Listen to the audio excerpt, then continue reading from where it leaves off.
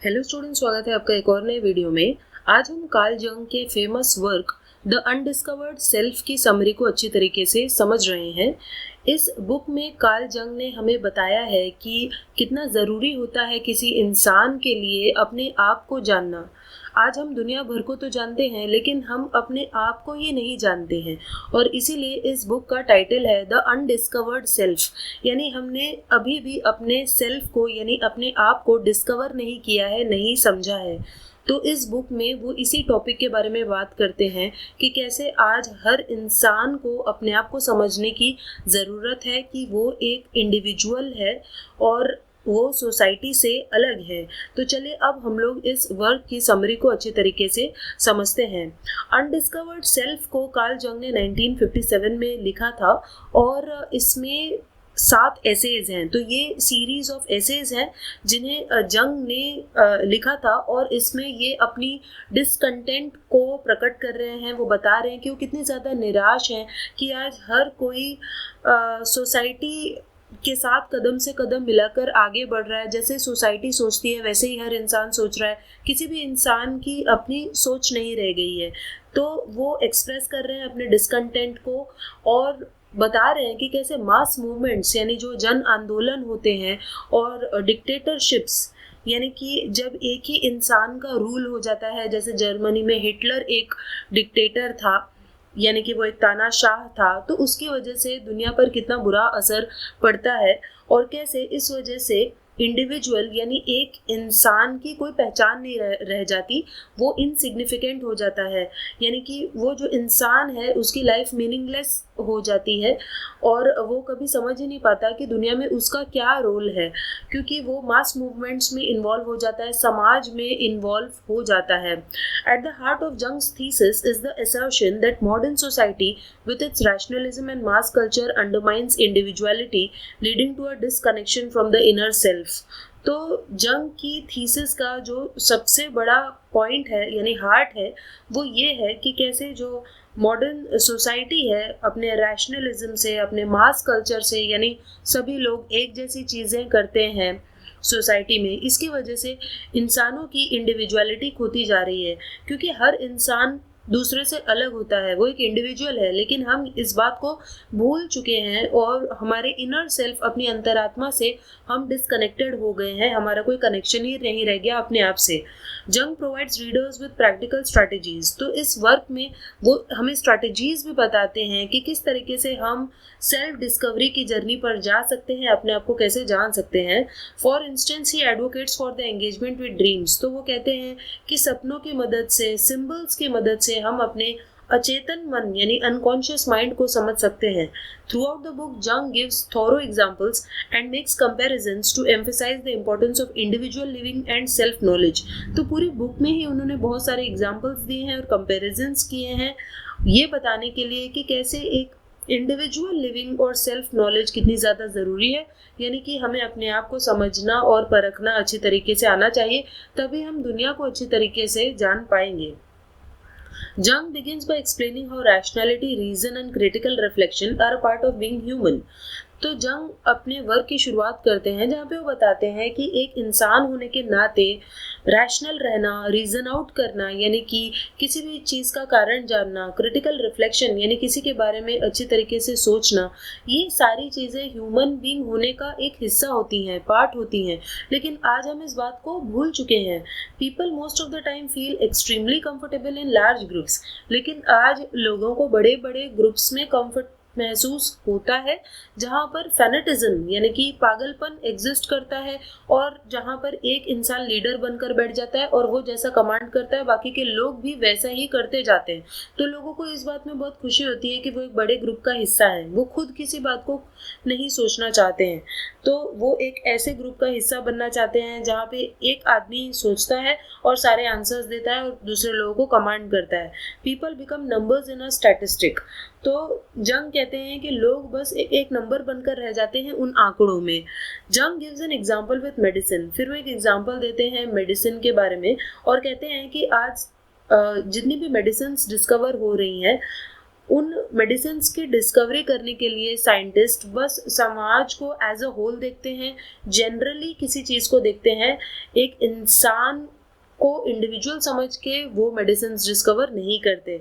तो यहाँ पे लिखा है कि doctors rely on statistics in order to make new discoveries. तो डॉक्टर्स बस स्टैटिस्टिक्स यानी कि आंकड़ों को देखते हैं, नंबर्स को देखते हैं कि इतने लोगों को हार्ट अटैक है, इतने लोगों को डायबिटीज़ है, इस तरीके से वो देखकर आज नई डिस्कवरीज कर रहे हैं, दवाइयाँ बना रहे हैं। They search for the similarities of people in order to get answers.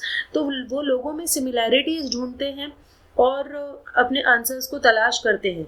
They form theoretical assumptions. तो वो बस थियरीज बनाते हैं, अजम्पशंस बना लेते हैं लोगों को जनरली लेकर।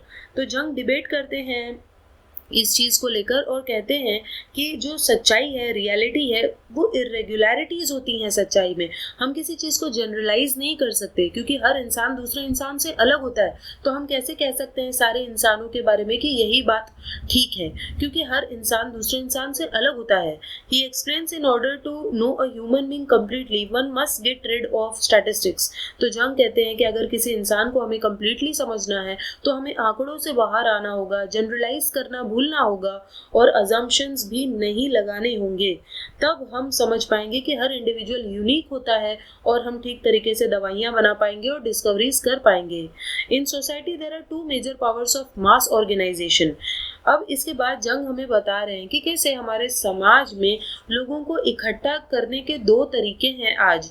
मास ऑर्गेनाइजेशन, मास का मतलब होता है एक साथ सारी पब्लिक को लाना, यानी कि इकट्ठा करना।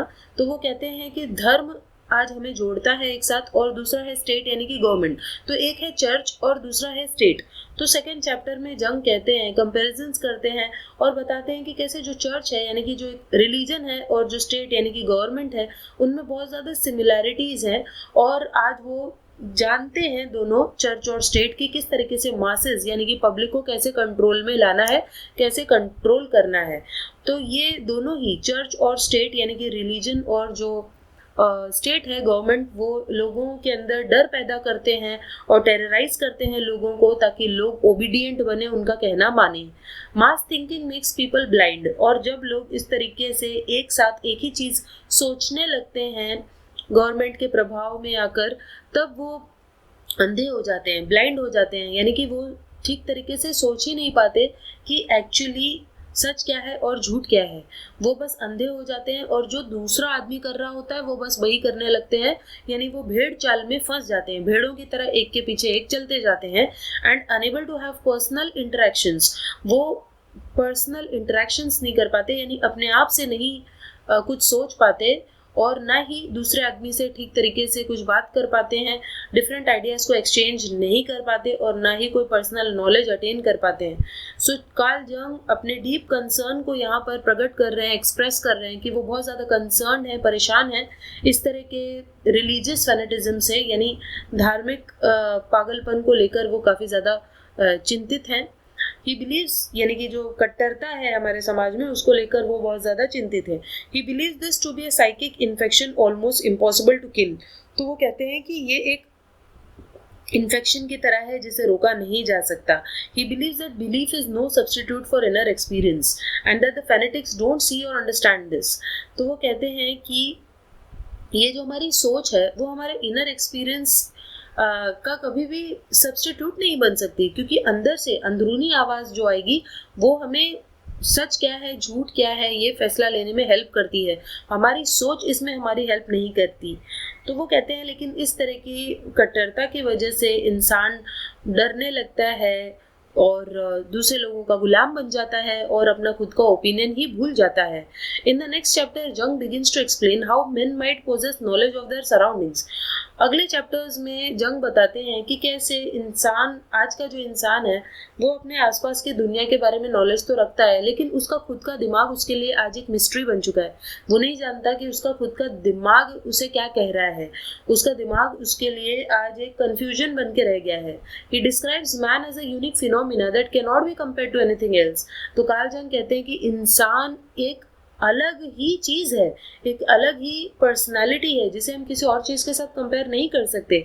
फिर चाहे भले ही इंसानों के पास एनाटॉमिकली यानी शारीरिक तौर पे वही सारी चीज़ें हों जो जानवरों के पास है, जैसे लेग्स, आर्म्स, ये सारी चीज़ें हैं जो जानवरों के पास भी है, लेकिन उसकी जो अंतरात्मा है वो उसे जानवरों से अलग बनाती है। तो ये जो साइक है या अंतरात्मा है वो सभी की अलग होती है। इट इज़ यूनिक, तो वो हर एक में अंदर से अलग होती है। In the psych lies consciousness, क्योंकि इस अंतरात्मा इस अंतरात्मा से ही हमारी चेतना जन्म लेती है और उस चेतना के कारण ही हम बाकी चीज़ों को, रियलिटी को समझ पाते हैं। He explains how in the mind ideas are born, तो वो एक्सप्लेन करते हैं कि कैसे हमारे दिमाग में जो आइडियाज हैं वो जन्म लेते हैं, और वो तब तक वो आइडियाज यूनिक रहते हैं, सही रहते हैं, जब तक बाकी के बाहर के एक्सटर्नल फैक्टर्स उसे बदलने ना लगे। If an idea remains the same in the external world there is no need to change it, तो जब हमारे दिमाग से वो आइडिया निकलता है और बाहर आने पर भी प्रभावित नहीं होते हम, और हमारा आइडिया वैसे ही रहता है, तो हम कह सकते हैं कि हमारा आइडिया सचमुच सही है और हम अपने आप को जान गए हैं और उसे बदलने की ज़रूरत नहीं है। लेकिन अक्सर लोग जो सोचते हैं उनके आइडियाज़ बाहर आने के बाद चेंज हो जाते हैं, क्योंकि उनके आइडियाज़ बाहरी समाज से प्रभावित हो जाते हैं। Jung uses religion as an example to explain the conscious mind, तो जागृत अवस्था को यानी कि चेतन मन को, कॉन्शियस माइंड को एक्सप्लेन करने के लिए जंग रिलीजन का एग्जाम्पल लेते हैं, धर्म का एग्जाम्पल लेते हैं, और कहते हैं कि जो रिलीजियस एक्सपीरियंसेस होते हैं या भगवान के साथ जो हमारी रिलेशनशिप है वो मेटाफिजिकल है। यानी हम भगवान के साथ जो अपनी रिलेशनशिप है उसे अपने 5 सेंसेस से नहीं महसूस कर सकते। यानी ना उसे देखा जा सकता है, ना सुना जा सकता है, ना टच किया जा सकता है, ना सूंघा जा सकता है, ना टेस्ट किया जा सकता है, लेकिन वो बस जो रिलेशनशिप है भगवान के साथ हमारे माइंड में ही होती है। उन्हें हम 5 सेंसेस से परसीव नहीं कर सकते। Therefore there is no certainty to what is believed, इसीलिए कौन क्या मानता है इसकी कोई सर्टेनिटी नहीं है। हर इंसान अलग अलग चीज़ों को मानता है, इसीलिए क्योंकि भगवान के साथ हर किसी का रिश्ता मन से है, तो उसका मन जैसा होगा, उसके अंतरात्मा जो उसे कहेगी वैसा ही वो उसका यकीन होगा भगवान में। So it all comes from the unconscious, तो भगवान का जो यकीन है हमारा वो मेटाफिजिकल है, यानी कि वो हमारी अंतरात्मा से, हमारे मन से आता है, उसे हम 5 सेंसेस से परसीव नहीं करते। तो जंग कहते हैं कि रिलीजियस एक्सपीरियंस अगर हमें लेना है, किसी भी धार्मिक एक्सपीरियंस को लेना है, तो वो हम अपनी अंतरात्मा से, अपने मन से ही कर सकते हैं। तो वो कह रहे हैं इसीलिए हमें अपने मन को, अपने आप को, अपनी पर्सनालिटी को, अपनी इंडिविजुअलिज्म को समझने की ज़रूरत है। In order to attain self knowledge a person needs to realise the worth it has to know oneself, तो अगर हमें सेल्फ नॉलेज हासिल करनी है तो हमें ये रियलाइज़ करना होगा कि अपने आप को समझना ज़रूरी है। It is important to be interested and committed in order to learn about the conscious unconscious. तो वो कहते हैं कि अगर हमें अपने आप को जानना है, अनकॉन्शियस को जानना है, तो इंटरेस्टेड रहना ज़रूरी है। तो अनकॉन्शियस को, यानी जब हम अपने अवचेतन मन को जानेंगे तभी हम अपने चेतन मन को जान सकते हैं। अनकॉन्शियस को जानकर ही कॉन्शियसनेस को जाना जा सकता है। इसके बाद पूरा लास्ट चैप्टर में जंग एक्सप्लेन करते हैं सेल्फ नॉलेज का क्या इंपॉर्टेंस है।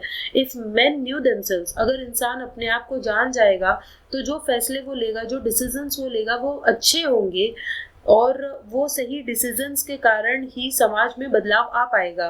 ही expresses his concern for the individual and how the lack of self knowledge and disregard for the unconscious will lead man into the wrong path. तो वो कहते हैं कि अगर हम अपने आप को नहीं जानेंगे, लैक ऑफ सेल्फ नॉलेज यानी सेल्फ नॉलेज हासिल नहीं करेंगे और अनकॉन्शियस को नहीं समझेंगे, तो हम गलत रास्ते पर चले जाएंगे। He believes that people who possess self knowledge should infect others without preaching or imposing their beliefs. तो वो कहते हैं कि ऐसे लोग जिनके अंदर सेल्फ नॉलेज है, उन्हें ये सेल्फ नॉलेज लेने की दूसरों को भी प्रेरणा देनी चाहिए कि तुम भी सेल्फ नॉलेज हासिल करो, लेकिन उन्हें अपनी जो बिलीफ है, अपनी जो सोच है, वो दूसरे के ऊपर थोपनी नहीं चाहिए, इम्पोज नहीं करनी चाहिए, क्योंकि हर इंसान का एक्सपीरियंस अलग होता है। इसीलिए हमें बस उन्हें इंस्पायर करना चाहिए लोगों को कि आप लोग भी खुद से सोचो और सेल्फ नॉलेज को हासिल करो। Mass movements already try to immerse people into new and exciting ideologies, but it is important for people to infect others with the thirst of self-knowledge in order to make better decisions. तो यहाँ पे Karl जंग कह रहे हैं कि जो जन आंदोलन होते हैं, मास मूवमेंट्स होती हैं, वो वैसे भी लोगों को अपनी आइडियोलॉजी में ढालने की कोशिश करती हैं, लेकिन हमें लोगों को ये समझाना होगा कि इस तरह के जन आंदोलनों में हिस्सा ना लेकर आप खुद से सेल्फ नॉलेज अपने मन से निकालने की कोशिश करो, यानी आप खुद अपने आप को समझने की कोशिश करो ताकि बेहतर फैसले ले सको।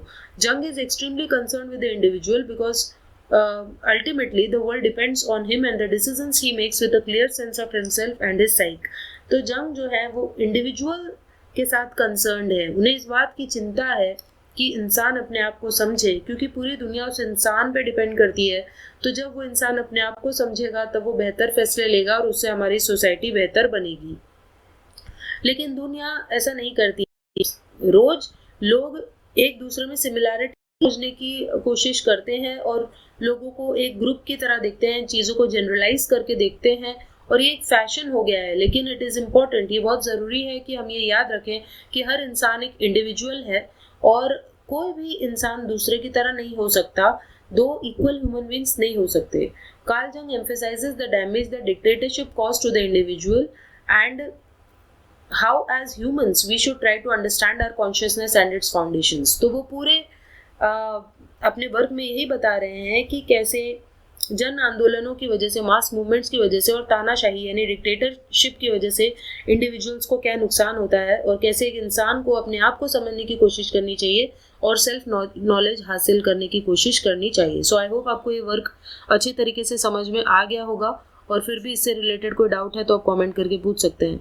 तो चलिए हम मिलते हैं नेक्स्ट वीडियो में, तब तक के लिए बाय।